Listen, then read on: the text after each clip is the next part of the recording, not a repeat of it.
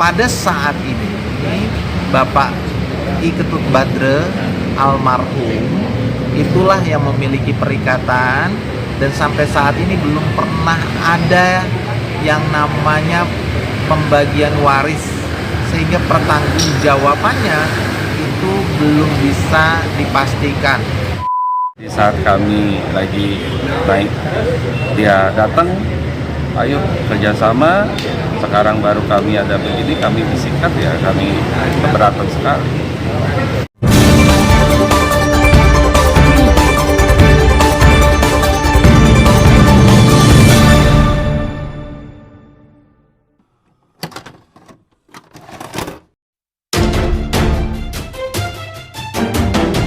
Aset yang dimiliki nasabah Bank BPD Bali dilelang. Ini membuat pemilik melakukan gugatan terhadap Bank BPD Bali, atas aset yang tinggi dengan awal pinjaman yang kecil terhadap nilai aset. Menurut kuasa hukumnya Advokat Suryantama Nasution, menganggap tidak adanya keadilan terhadap kliennya. Yang menjadi keberatan penggugat adalah proses lelang yang dilakukan oleh BPD Bali terhadap aset Iwayan Artawan, di mana potensi kerugian mencapai kurang lebih 20,5 miliar rupiah terhadap bidang tanah tersebut, di mana kewajibannya hanya 2,8 miliar rupiah. Menurut Wayan Artawan, dirinya kecewa lantaran hubungannya terhadap BPD Bali sudah seperti saudara sendiri. Mengapa dia melelang begitu saja tanpa memberi kesempatan untuk menjual asetnya, pungkasnya kepada awak media. Menemui kuasa hukum BPD Bali usai sidang, sepertinya belum mau memberikan komentarnya. Ia ngeloyor pergi meninggalkan Pengadilan Negeri Gianyar saat hendak ditanya wartawan. Buat rekan-rekan pers, jadi hari ini kami melaksanakan sidang dengan agendanya itu kesaksian. Nah, kesaksian ini kami hadirkan 2 orang saksi yang ingin menyampaikan di mana perasaan penggugat ada ketidakadilan, sehingga mereka hadir di pengadilan ini. Apa yang dirasakan tidak adil di sini, pada saat terjadinya perikatan hutang piutang dengan BPD Bali, ini sesungguhnya ikatannya itu antara ayahanda dari prinsipal kami yang ada di sebelah ini dengan BPD. Nah, pada saat ini Bapak I Ketut Badre almarhum itulah yang memiliki perikatan, dan sampai saat ini belum pernah ada yang namanya pembagian waris, sehingga pertanggungjawabannya itu belum bisa dipastikan. Bahkan inovasi hutang piutang, pembaruan hutang piutang tidak pernah terjadi, tetapi sudah dilakukan sebuah proses lelang. Nah, inilah keberatan kita terhadap proses lelangnya, karena dalam proses lelang nilainya adalah sebesar berapa, Bapak? Kalau proses lelang 11,7, ya. Sedangkan aset 32 sekian. Jadi ada selisih di sini sekitar 20,500-an dari total utang pokok 2M dengan plus bunga 2,8. Jadi selisihnya terlalu signifikan. Baik, jadi artinya di sini ada potensi kerugian 20,5 miliar terhadap bidang tanah tersebut, di mana kewajibannya adalah sekitar 2 miliar 800 juta rupiah. Pertimbangan dan akhirnya bisa diputuskan yang seadil-adilnya bagi prinsipal kami. Pak, itu kreditnya macet Pak ya? Sampai saat ini proses kredit ini memang tidak dibayarkan karena dalam proses gugatan. Berapa tahun Pak? Kita baru melakukan proses ketidakpembayaran ini, atau yang kita sebut tidak membayar karena proses gugatannya juga baru masuk di tahun 2022.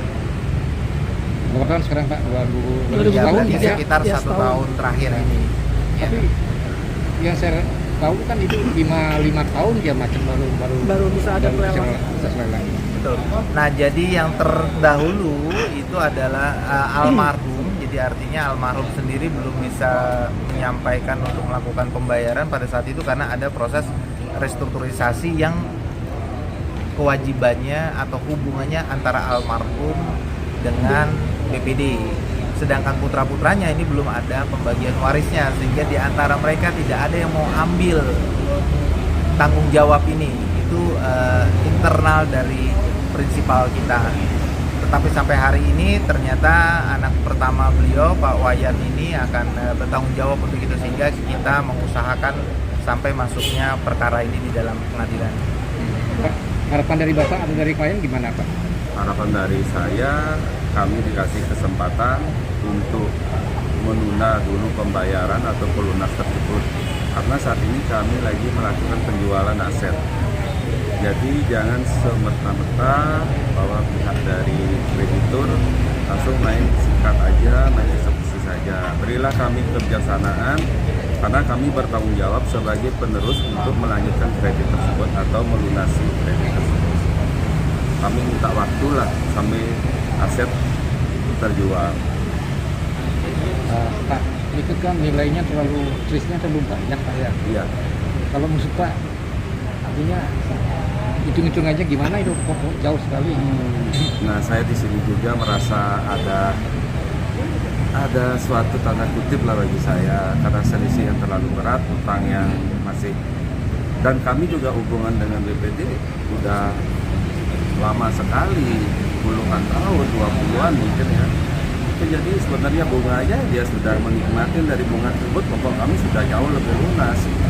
Jadi sebenarnya dia harus terima kasih kepada klien yang macet gara-gara COVID, gara-gara situasi kondisi ekonomi yang sulit.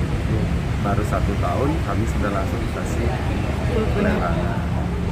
Maksudnya Bapak berharap ada kebijakan kan begitu dari BPD Pak ya? Ya, sangat sekali, karena kami ada rekanan dengan BPD itu sudah terjalin lama, dan bahkan kami dekat dengan para krunya BPD, staf-staf BPD kami dekat, karena saking dekatnya ya mereka biasa dengan kami kayak keluarga, sudah biasa main ke rumah, ngobrol bagaimana solusi apa-apa, dan kami pun kaget ada surat pelelangan tersebut.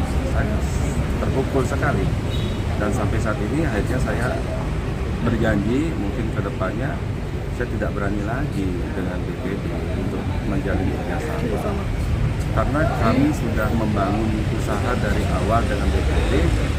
Yang kami dapatkan sekarang seperti ini, di saat kami lagi naik dia datang, ayo kerjasama. Sekarang baru kami ada begini, kami disikat ya, kami keberatan sekali.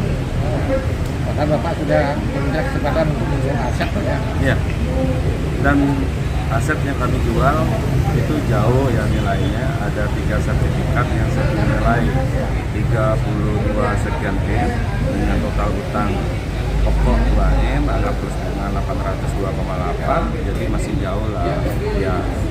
Dan mestinya sesama kita jalin kerjasama yang begitu lama, tidak semerta-merta langsung main eksekusi aja, main lelang aja.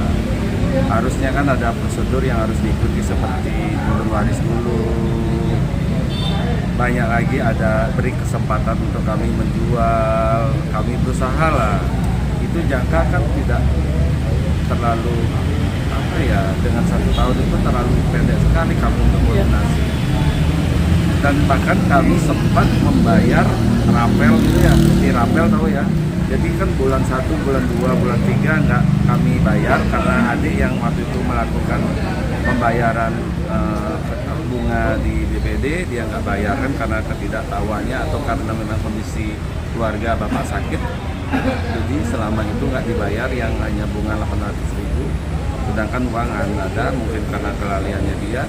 Dan saya sudah merapel kemarin sebesar apa yang kekurangan, dan itu pun nggak dianggap uang kami, dan kami juga keberatan di situ.